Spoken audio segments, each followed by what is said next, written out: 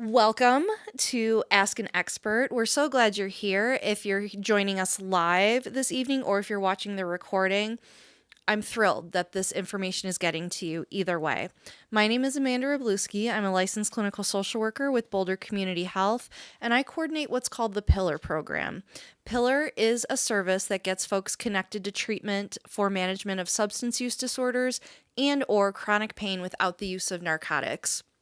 We provide a lot of service navigation, education around the continuum of care, and some short-term case management to help folks get connected through whichever avenue fits best for them for treatment of use disorders. So tonight you're joining us for Ask an Expert. This is a series in which we talk to local experts about all things related to addiction, use disorders, pain, trauma, mental health, all of the things that get wrapped up and can really cause struggles and heartache for people. So, that being said, none of it has an easy answer, and tonight won't be an easy answer to any of your questions, but it will hopefully be a stepping stone into some support, healthier choices, even just some education. These are really big topics, and we try to break them down into more bite-sized pieces through this series. So again, incredibly grateful for everyone who joins us at any point. And tonight we are so excited to have such an important person with us in the recovery community here in Boulder. Her name is Trina Faatz, and she's going to tell us about the CRAFT program, which we'll let you know what that is, what that stands for in just a few minutes.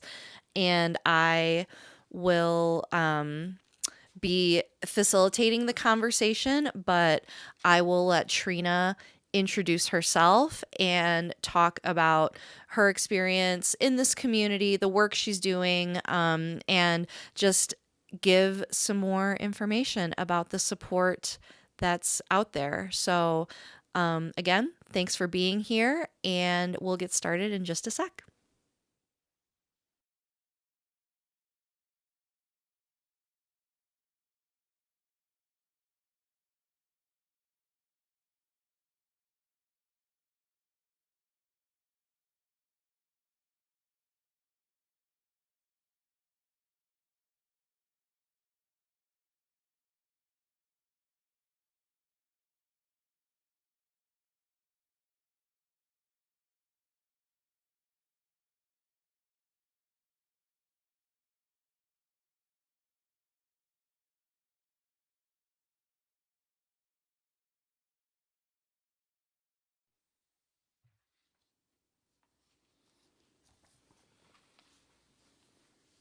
Oh, and I apologize. This is Amanda again. Please feel free to put any questions or thoughts in the chat box on your screen. This is an interactive discussion, and we want to engage with you in the audience. So don't hesitate to let us know throughout the presentation what questions can be answered in the moment and how we can involve you in the discussion.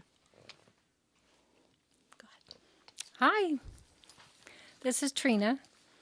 Amanda, thank you for having me. This is really thrilling and quite an honor. I am first and foremost a community member, an advocate for change within the substance use disorder / addiction field, and a family member and a parent.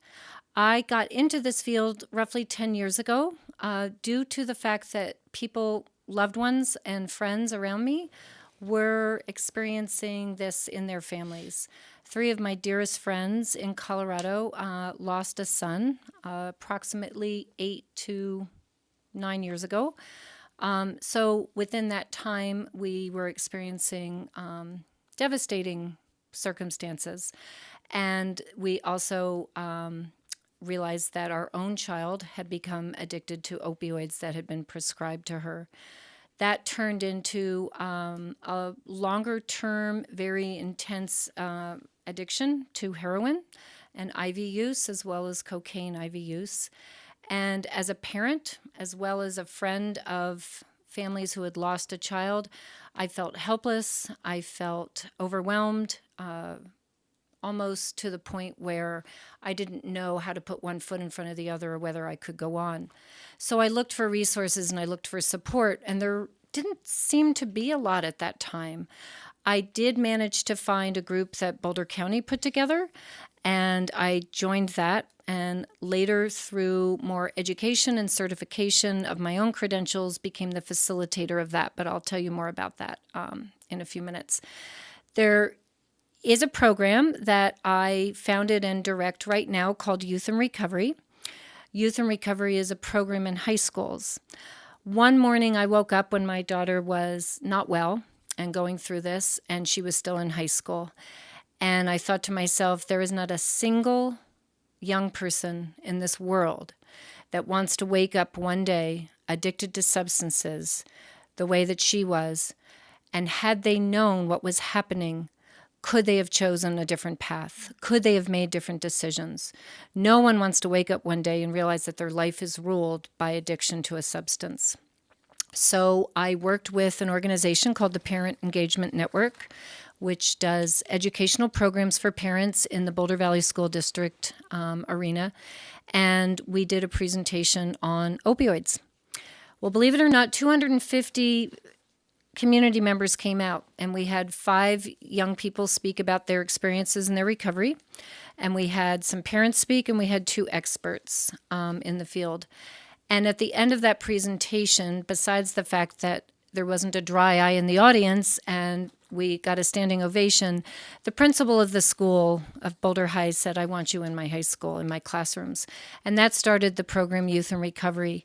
Fast forward 7.5 years, we are in 5 of the high schools within Boulder Valley School District. We've been asked to present outside of the school district at other school districts. And I bring in voices of recovery with young people to share their stories, as well as talking about the myths and the facts of fentanyl. We talk about other substances when appropriate. We do a brain chemistry presentation, which is profound and really, really important for students to learn about what's happening in their brain and why they like to use substances and why they keep desiring them and their neurotransmitters. And then we do a Narcan. The antidote to an opioid overdose is called Narcan. It's a substance called naloxone, and we do a training, and then we let students know where they can get that and give them other resources. So that's been an amazing opportunity, but at that time, my daughter was still addicted to substances. And so I started attending what is known as the Substance Use Advisory Group of Boulder County, and then I became the facilitator of that. That is a function of the harm reduction program of Boulder County Public Health. And the Substance Use Advisory Group has a mission to be a shared leadership program. So it brings voices from all areas of the community, including families, including people in recovery, including people who might still use drugs. Our harm reduction program, our law enforcement program, our district attorney's office, our jails, our hospitals. Amanda's program, the Pillar program, is a big part of that. We bring in recovery and treatment programs.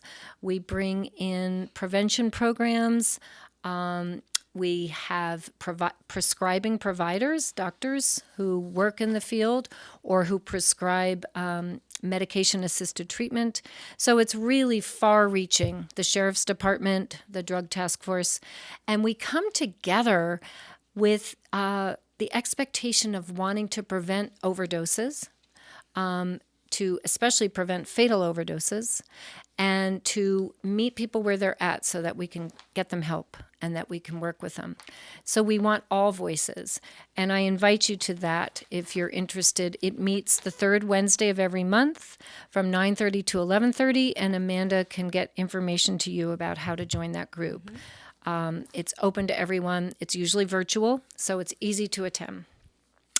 So I facilitated that group for 6.5 years and just finished doing that because I got so involved with a program called CRAFT.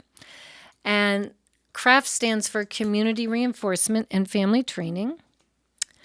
There are a number of us who provide CRAFT. There are four of us who provide it in Boulder County, but we also offer our classes to folks outside of Boulder County. So anyone in the state can be a part of our classes.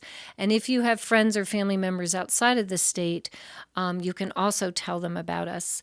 And besides the ones that work with me that offer this, there are many others in the state of Colorado who offer it. So I just want you to know that you have many opportunities.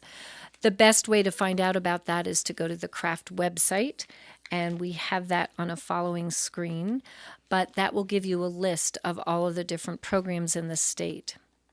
So my credentials are here. I'm a peer and family specialist. I'm a peer recovery coach for parents.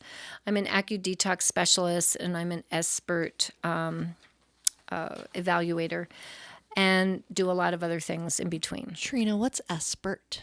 So I don't remember what expert stands for, but it's an evaluation that's done when someone is believed to have a substance use or co-occurring disorder. And so it's a pretty simple evaluation. It's done often in mental health partners or at the jail or in a setting such as the schools. The schools will now be offering expert, and it's also done in, say, a therapist's office.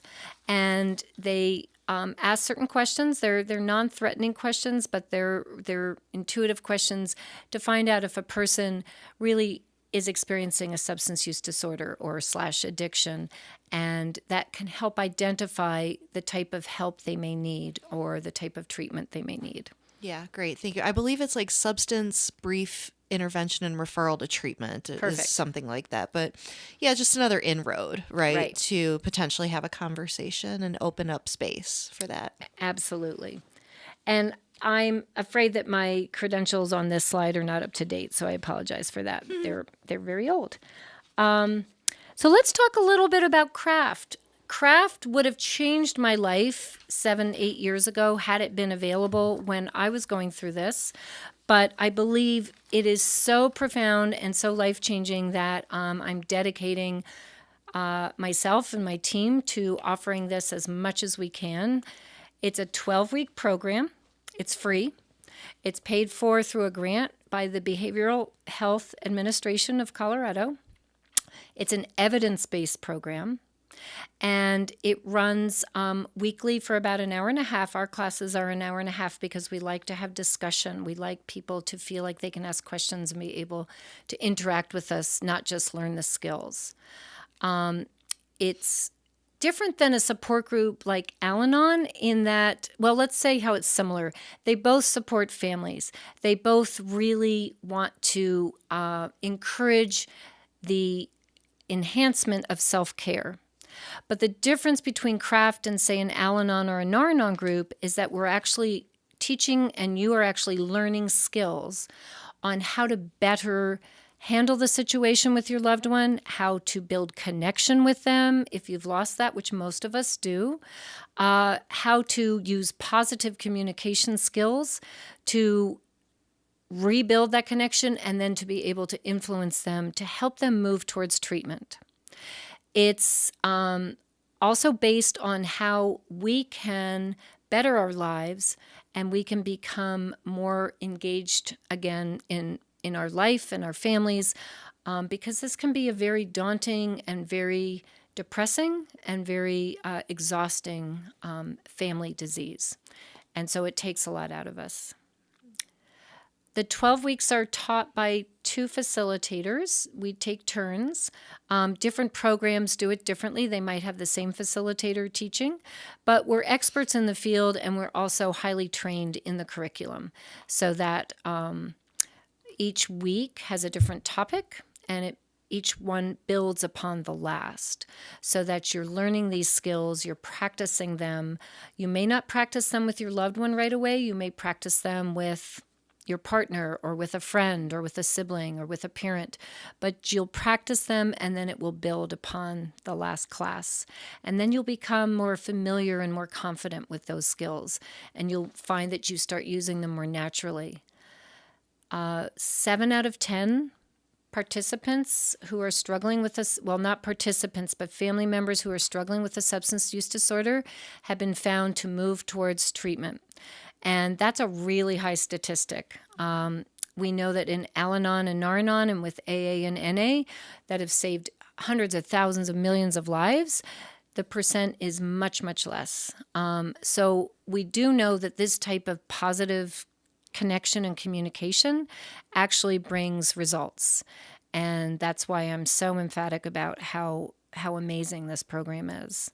The other benefit of craft is that it has been found universally with almost all participants to lower that family member's level of anger, despair, feeling of loss of empowerment,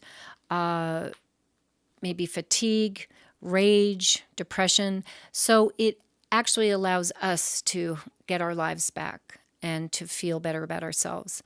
And it provides a support group so that you can run ideas by each other and you can practice and learn from each other. The slide shows what the craft goals are, and these are the 4 main goals of engaging in this program. Reducing our loved ones' use, obviously that's going to be a big goal. And we're doing that by positively reinforcing non-using behavior rather than being on that hamster wheel where we're spinning and spinning, doing the same thing over and over again, often because we're trying punishment or negative consequences and nothing is changing, nothing is happening. Or maybe we're just in denial or we're ignoring it because we can't deal with it anymore. I was there. I did that. And it brought no change. So, Trina, could you give an example of how you would teach someone or how you would positively reinforce non-using behavior? absolutely. So, let's say your loved one is a 19-year-old and they work in an establishment. They have a job, but then they come home from their work and they are either already intoxicated, maybe from alcohol or THC, or as soon as they get home, they engage in that. And you've tried over and over to say, you can't come home drunk, you can't come home high, you can't be in the house if you're using drugs of any kind, and it doesn't change, and nothing happens. So you start to get angry, you start to provide punishments, you start to provide, rage. Maybe you're going to kick your loved one out. And what we might do instead is talk about, let's communicate on a more positive level and let's try to rebuild connection. So instead of addressing the actual behavior at that moment, let's have them come in and let's say, it is so nice to see you. I really am glad you're home. If you can come home next time and not be high, I would love to have you sit at the table with us and have a meal or watch a movie or do something. But if you are unable to do that, we're going to have to ask you to find another place to hang out this evening. So we're doing it in a different way, and we're doing it with positive emphasis, and that's a very shortened version of how we would do it. Sure. But we're trying to, rather than reinforce the behavior, which then becomes a whole situation for punishment and consequences, we're trying to show that person that they still have a place in our family and our hearts, but that we have to change some of the circumstances. And it's not an easy thing. It doesn't happen overnight. Sure. And we have to realize that we didn't get in this place overnight. Yes, I love that reminder. We didn't get here overnight. So things aren't going to change instantly. Right. And what I love about your example too, which can be so hard and does take so much practice, is but like reminding that person that I love you, not your behavior. Right. Right. Thank you, Amanda, for that, because I think it's so important that we show everyone, but especially parents, but partners as well, and children of parents who are struggling, that this is not truly who their loved one is. Right. This is not truly who they are or who they want to be. And when we look at this as a disorder of the brain, and when we look at this as something that has happened to them and is out of their control, we're able to have a little more empathy. But I'm not saying we want to allow the behavior. We're just trying to see that this is not a personal affront upon ourselves or our family. It's part of a long-term disorder that's taken a long time to get there. Yeah. Well, and I think that brings up another really good point too, is that it takes a lot of work to get to that place, to be solid enough in knowing that we can kind of have those interactions with that loved one, right? Because it's so easy to get mad and to take it personally and blame it, especially if they're doing things that are destructive. They're stealing, getting in car accidents, other things. But working towards, like you said, not enabling and not allowing or encouraging, but remembering that I love this person, not their behavior. Yes. Yes. Thank you for that. Yeah. That's really a big part of it. Another goal is getting them to move into treatment, and it's really important that we define treatment as what is appropriate for your loved one and your family. So treatment used to be, at least I used to think of treatment as always, it's a 30 to 90 day residential program, and then they come back healed, they come back well. That is not going to work for everyone, and that often, especially with substances like fentanyl or methamphetamine, aren't enough. So we have to have community-based services. So we really work towards finding the appropriate treatment that's going to work for your loved one. And the model is harm reduction oriented. And if you're not familiar with what that is, it's quote unquote meeting the person where they're at. So we want to keep someone well, we want to keep them alive, and we want to keep them connected while this is going on, but we want to help them reduce their use. And harm reduction doesn't say if you don't stop tomorrow, you're out, because that never works. So we want there to be a way that we can meet them and work with them and inspire them to want to get better, inspire them to want to change. There's a great saying that I heard recently, and I quote it all the time now. Change doesn't happen until it's too painful not to change. And so we're not going to make this convenient and easy, but we also want people to want to change. Yep. And that takes work.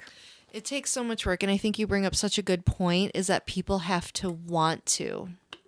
It's that intrinsic motivation and that inner voice, whatever, however you want to define it, that has to be within that person. Yeah. Right. And yeah, we at Pillar and so many people in our field, right, are so harm reduction focused because can't help people if they're dead. So we want to keep them alive. We want to keep them engaged at any level to help, plant those seeds, hope it rains, and then harvest the plant, the fruit of that labor, literally.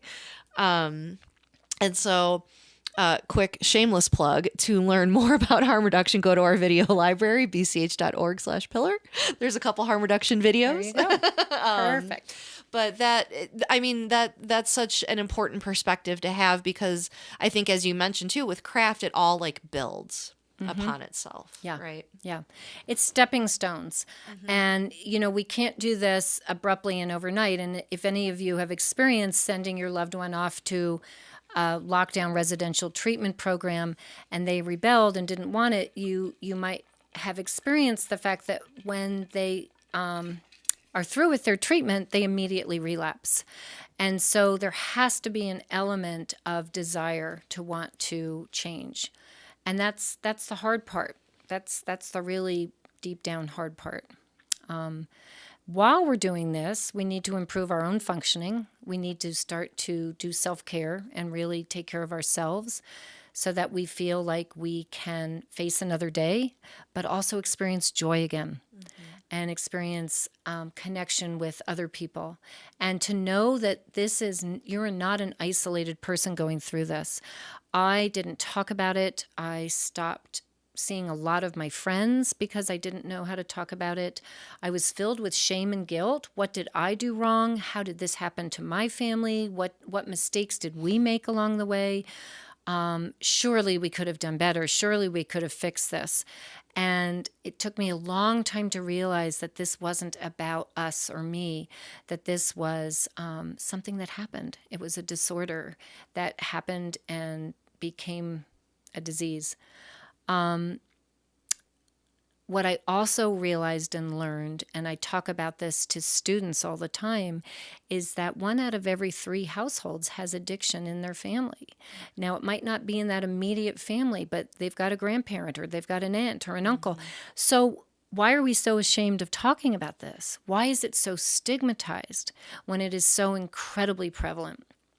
We also know that overdose is the number 1 cause of death for people from 18 to 45. And it looks like, I recently read, Amanda, you might have better statistics, that they're going to increase that to age 50.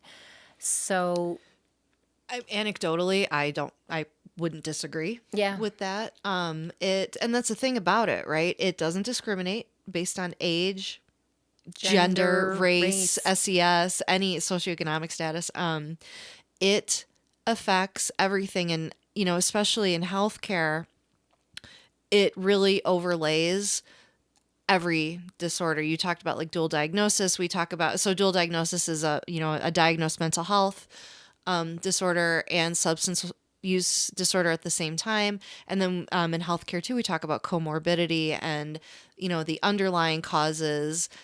Sometimes that can be like the chicken and the egg, what came first, what makes what worse. But certainly the substances exacerbate everything. And I apologize, I'm getting tangential, but just to kind of emphasize your point that it affects such a wide range of people in every situation. Yep.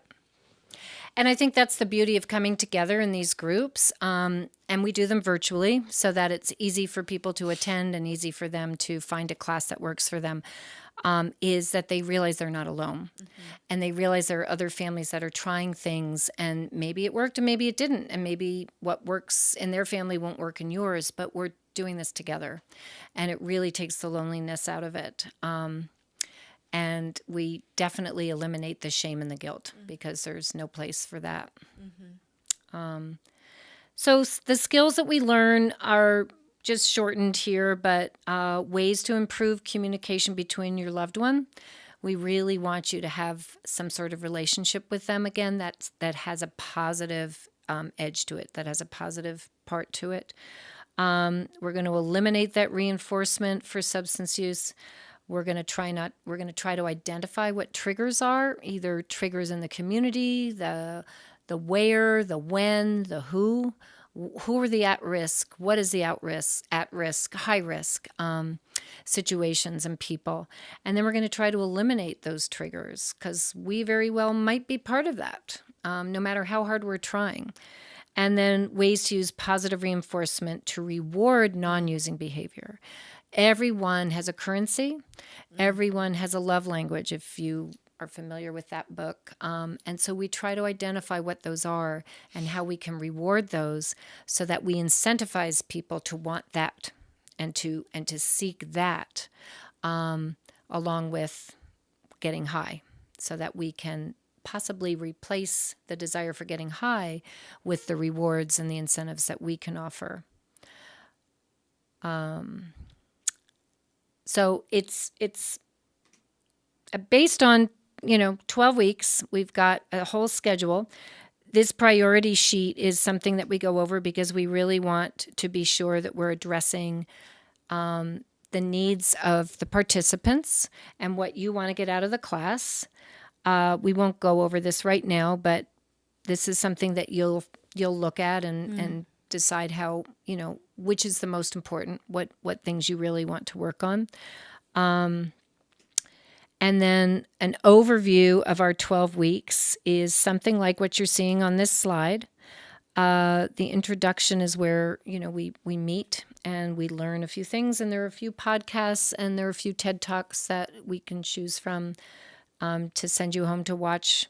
The functional analysis is where we really start to look at what are the triggers, what are the positive consequences your loved one gets out of using, and what are the negative long-term consequences they get out of using. Then we dig into our foundation, which is our positive communication skills. And we also introduce a dialectical behavioral therapy skill called Dear Man, which is amazing. And family members just love this. And it's not something you may use right away, but it's something you're going to look at and think about using because it just highlights expectations, boundaries, and love all in one. Then our 2 following groups are going to be about incentives or rewards and how we add those and how we find out what works, and then how we withdraw those when someone's behavior starts to return to negative. So we'll learn different ways of addressing that. We have a whole class on natural consequences, which is one that I love teaching because it's about how we can allow consequences to happen so that people learn through lived experience. Because the longer they don't experience consequences and they don't live through them, the longer it's going to take for us to suggest and influence change. We do a self-care class, which has a lot to do with how we can manage our own self-care, how we can relax better, how we can increase the parasympathetic nervous system and get away from the fight, flight, or freeze. And that is the response that most of us have when we are feeling threatened and when we're experiencing the trauma of a loved one being addicted to substances or alcohol. And it is really traumatic. So we want to learn ways in which we can calm that activate the parasympathetic nervous system and calm the sympathetic nervous system. And it's really helpful. And then we have a class on de-escalation, which Mila Long teaches, which is just amazing because we know that things escalate. We know we have chaos, especially when we start allowing natural consequences. There's going to be reactions, and they may be filled with rage. So how do we de-escalate, and how do we keep ourselves calm? And it's a really amazing class. And then we have, how do we invite treatment into the picture?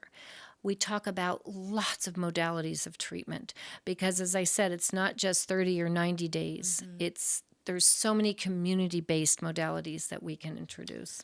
Well, and wouldn't you agree it's like the rest of your life? Right? Yeah, exactly. So going away someplace might work, and it can, but we know with fentanyl and we know with certain substances, the success rate is about less than 10%. Yeah. We have to have community, we have to have family, we have to have services that address when the person comes home. Agreed. And we talk a lot about, just when we talk about the different modalities, we call it like the continuum of care, right? And that if someone starts in one of those really higher intensity, like 30, 60, 90-day treatment spaces, that the treatment is only as good as the aftercare. Right. And that the whole family is affected, like you're saying. And so that this is so hugely important, because if that person's going back to a toxic environment and no one else has made the changes or done the work, that doesn't bode very well for success either, right? So, yeah, the community piece is I would argue just as, if not more important than that initial, we want to get people detox safely and, at their own Right, pace. But right. then, it's like Medical now, oversight, exactly. yeah, but it's like, okay, now every day for the rest of your life, we're making decisions and hopefully accessing support around Right. this. And it's important too that we realize that the family may not be the toxic environment, but Right. the way we're dealing with someone or the way we're interacting or just our understanding of the disease may cause someone to be triggered. Yeah, thank you for that clarification. More of, people just not doing the work and helping the process, I Right, guess. right. Yeah. I know for us, I felt like we had a very loving, wonderful family. So what was wrong with us? And it was more about getting my daughter's needs treated and addressed, and also for us to understand and for us to not have this wall up that meant that whatever she was doing was wrong and was crazy and was without regard for anyone else, because that's certainly how it appeared. So it was a learning process for us. There are some wonderful books and podcasts that we refer people to, and resources within the community to help with that type of education as well. And there's a great TED Talk. It's 13 minutes long. It's by Johann, with a J, Johann Hari. If you've ever heard of him, he's a Swiss researcher on addiction, and it's called The Opposite of Addiction is Connection. And he's written many books, but I start the class out. That's the first homework assignment, is to watch that, because it's so important that we realize that this person can't come home, whether they're coming home to your home or they're coming home to their apartment, that they can't come home without a community and without support. It's a wonderful TED Talk, if you can. It is part of the bedrock of the Pillar program, is that exact phrase and that exact perspective of, the opposite of addiction is connection, because your addiction is very good at isolating you. Yeah. Right. And as the family, like you were saying, exactly, you weren't talking about this with people. You didn't know how to bring it up. You didn't know, again, through no fault of your own, like, why would you know about it? Right. Right. Yeah. Yep. Absolutely. Which brings us into the brain chemistry class. So we actually devote 2 classes to brain chemistry. That's how important we feel it is. One is taught by Ivani Dilger. Ivani is a licensed addiction counselor, and she runs the Natural Highs program, both at Naropa for adults, and then she has a separate program that she's been running for probably almost 20 years for teens. And she also holds it for women on probation. And she's an AccuDetox specialist trainer. So she trains, I think she does 4 trainings a year to get people certified to do AccuDetox. But Ivani teaches one class, and that's focused a lot on high potency THC and how that affects the brain, especially the adolescent brain up to the age of 26. And then alcohol. She talks about other substances, but she has this really wonderful interactive presentation, and we have her do one of our classes. And then Mila Long, who is a addiction specialist, a certified addiction specialist, and a brain spotting trauma therapist, as well as an AccuDetox specialist and a dialectical behavioral therapy counselor, does a brain chemistry presentation that we do in the high schools that talks about all substances and neurotransmitters. And it's so important that we understand what's happening with the brain and with our neurotransmitters and how they need to be supported in order for full recovery to occur. So those classes, parents and family members have found extremely enlightening and helpful. Mm-hmm. And we invite the person who is going through this disorder to attend as well if they want. They can come on a camera that, is turned off, or, come online with a camera turned off, however they want to. And we record it so they could watch it at a different time too. So quick aside, we did this discussion around brain chemistry in person about 5 years ago. We had 80 people in the room. when Mila was talking about the brain science and the neurotransmitters, you could have heard a pin drop. People were captivated because it is fascinating to learn just how our brains work, how they get hijacked, and what is going on. It gives answers to something that feels so shrouded in mystery. It's an amazing part of the discussion. And maybe, Amanda, sometime we do that during the Ask an Expert, have that presentation done. We'd need a whiteboard or something, but it is really a life changer, when it just changes your whole understanding about this. Absolutely. And I'm so grateful we can do this in high school classrooms. So that's something to keep in mind if you want your kids to learn that. And then we do a relapse prevention class. And that's extremely important because we know, and Amanda, you might have good information on this as well, that relapse happens emotionally way before it happens physically. And if someone you love is down that path where they're going to relapse, and remember, this is a chronic relapsing disease. So relapse happens, but we also don't want someone to relapse and overdose and possibly die. It's a scary place with fentanyl being so prevalent in our communities now. But if we can see some of the signs and some of the symptoms before it happens, we can be a support and we can get that person the resources they need. So that's a really important class as well. Yeah, and just you're spot on. That relapse happens like 2 weeks, right, before someone has a drink or uses a drug. And because of what we just mentioned previously, that brain science is like, that's just the pathway in the brain, and that's what it's telling us to do. And recognizing the triggers, supporting people around, just kind of giving that extra TLC in those moments is how we can help to rewire those brain pathways. Great way of putting it. We want to rewire the pathways, just like the drug or substance and alcohol have rewired them into the negative place that they're in, the unhealthy place. And I'm just moving my little cursor around to get the slides back on. There we go. And you'll also receive a Narcan training during this course and,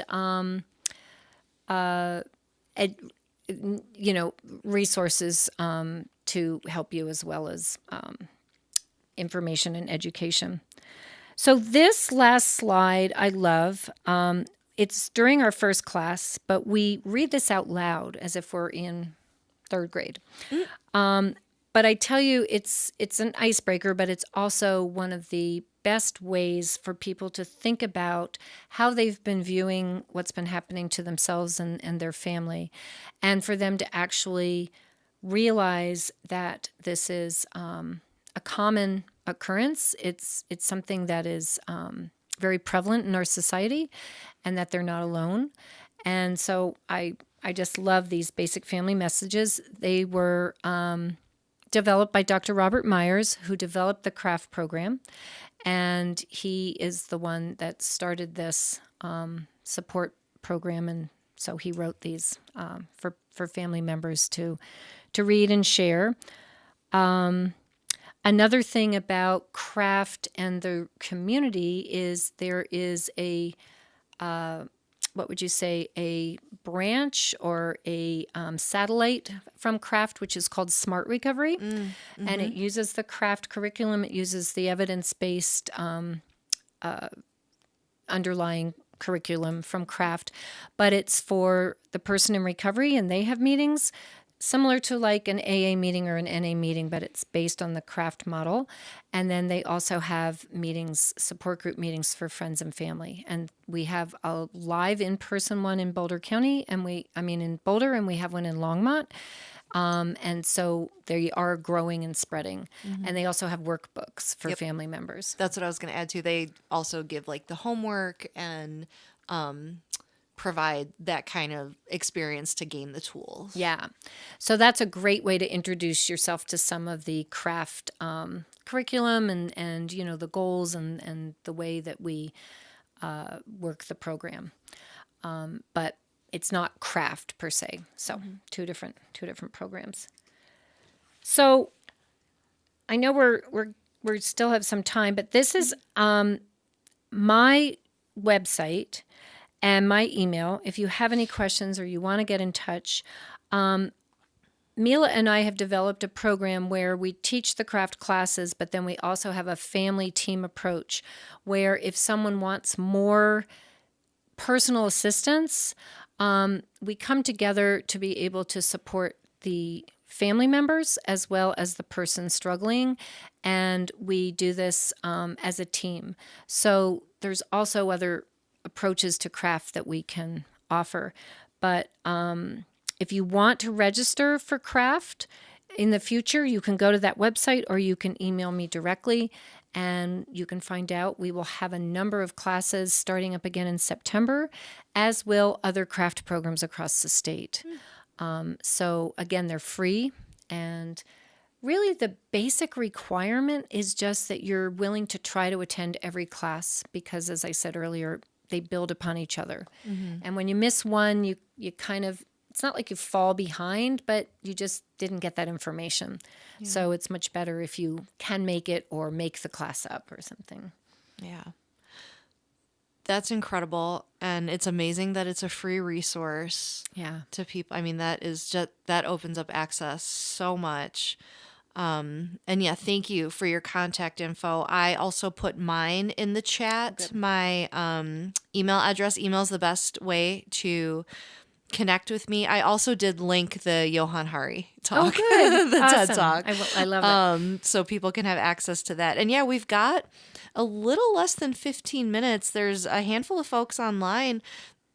What'd you guys think? What questions do we have? Let's pick Trina's brain. She's got so much information and so much knowledge around this. Thank you for all of that. I learned so much about the details because, I had a basic understanding of what craft was, but I didn't know just how much how deep you all delve in. And it's incredible because it's so needed. I mean, like you mentioned, it affects, literally everybody in this country at this point has been affected by this in some way, shape, or form. But because we don't talk about it, because there's the stigma, because it's like, no, that doesn't happen to us. Right. There's just such a gap in information, and something that I have in creating the Pillar program and managing it, I steal from ACT UP in the 80s in that silence equals death. Because if we're not talking about this, people are dying. And this is how we combat this, right? Is the education and the love and support of the community. And the other thing we are seeing, unfortunately, is that even when people are in treatment, and again, treatment can be a number of different options, we're still losing them. And it's really important that we realize that along with treatment has to come, as we were stressing before, community and connection. And every single person, and Amanda, you would probably agree, every single person I have known, I have worked with, and I've worked with a lot, mostly young people, because I've had, pools of young people go into high schools with me, over the years. But a lot of families whose child has gone into recovery, every single one of them said they made it to recovery because they had one person who believed in them, one person who loved them, one person who said, I'll be there when you're ready. And I believe in you. And that is so important. So we want to be that person, but we also have to be able to do that. We have to be knowledgeable, educated, strong enough, and understand the disease. Right, to be genuine in saying that, right? And to keep your boundaries and have everything else in place. Yeah. Right, exactly. And that, like we've been talking about, that takes work. And there is so much support available to get people to that place, not only the person that's using, but, as we've been talking about, the people in their nebulous that do love them and hate their behavior. I would say too that like working in this field, I love working in the treatment space because everybody here, yeah, we're waiting with open arms when people are ready to take those steps. And I really like, Trina, how you've emphasized throughout the discussion that treatment is such a huge umbrella. It's such a wide net to cast because it can look so different for so many people.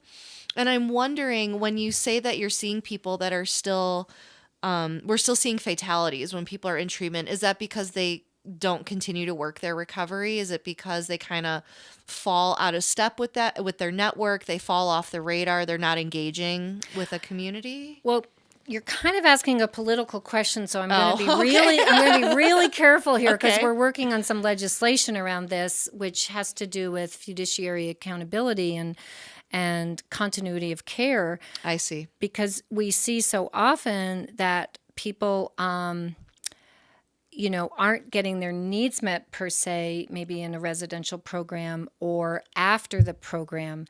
And because of the high rate of relapse, people don't realize maybe that it's fentanyl or don't realize how much they're using. And unfortunately, we lose them. Yeah. But we also know that,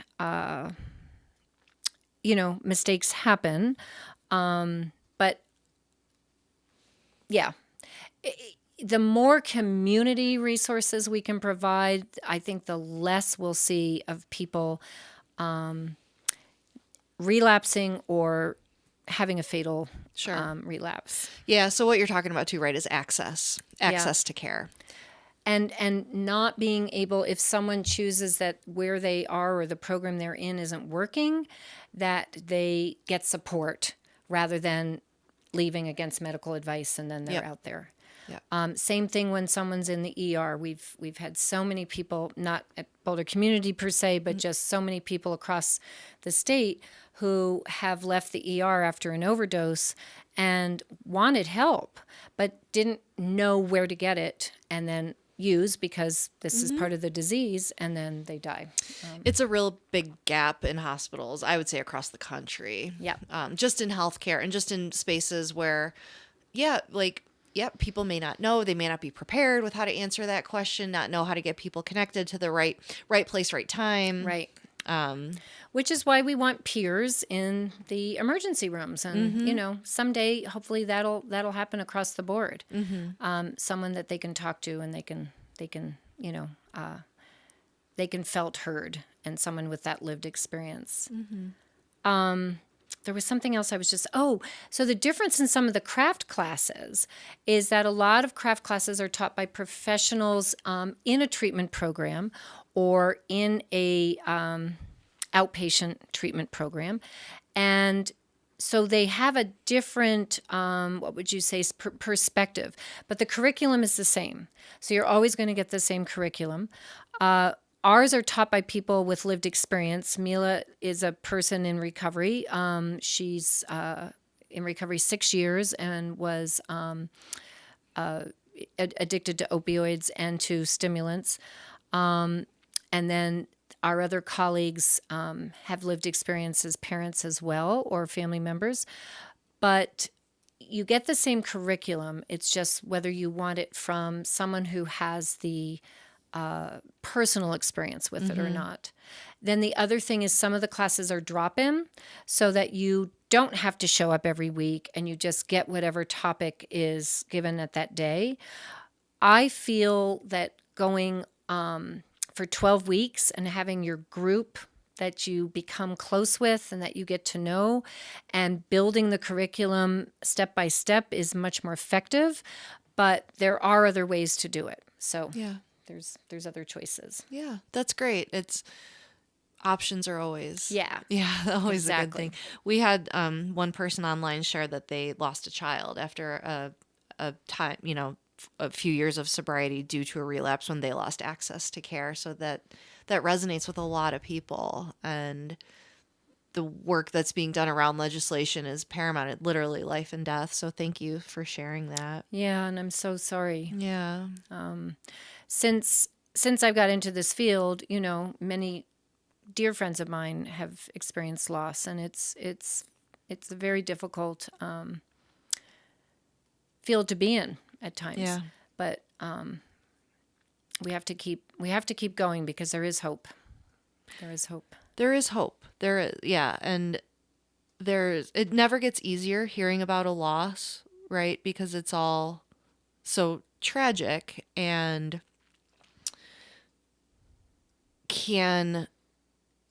it can go one of two ways, I think, for us that work in the field, right? It can burn you out, and there's a high burnout rate, and it can be used for that motivation to keep getting creative and keep fighting for the things that need to be in place. And that parent who shared, and thank you again, Yeah, if you'd like to be part of the substance use advisory group, we have other parents involved who are working in different areas around that. And there's also support groups for you just focusing on someone who's lost a loved one to a substance use disorder. Yeah, please email me directly or Trina directly, and because my email's still up. And anybody can reach out to me for the slides too. Good. Yep, Yeah. I'll send them the slides. So that has Trina's contact info as well, and the information about craft. If you're thinking you might be interested but not quite sure, you can always refer back to the information and kind of make a decision from there. But yeah, I'm happy to help connect and support folks. Okay. Yeah. Well, thank you. Thank you for having me. Yeah, of course. In the last couple minutes, just going to open it up, see if anyone has any last questions or thoughts. While I give folks time to do that, just always want to thank the people that made this possible. Trina, thank you first and foremost for being our speaker tonight. You are such a wealth of information on all this. I think we could probably talk for, at least 2 or 3 more hours. We could keep going. Yeah. But I also certainly want to thank the City of Boulder, who is one of our primary funders, BCH, and of course, beautiful Stone Cottage Studios for our live broadcast tonight. You know what I'll do too is I'll link our video library, because there's a lot of information and resources there too. And again, my contact info is on there.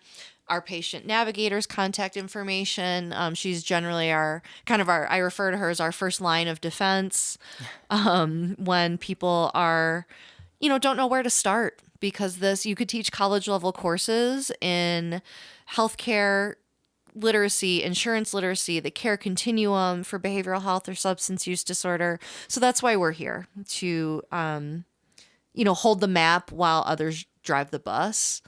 Yeah. So please don't hesitate to reach out. Doesn't look like we've got any other questions or anything coming in. So yeah, again, just thank you everyone for tuning in. Please join us next time. Information always goes out about the next Ask an Expert in September 19th, I believe it is. We will have folks from Medicine Horse talking about equine therapy and how that is effective with folks that have experienced trauma. So please join us. You can always find us online on YouTube, on the BCH channel, or at our video library. And thank you again, Trina, so much. Thanks, Amanda.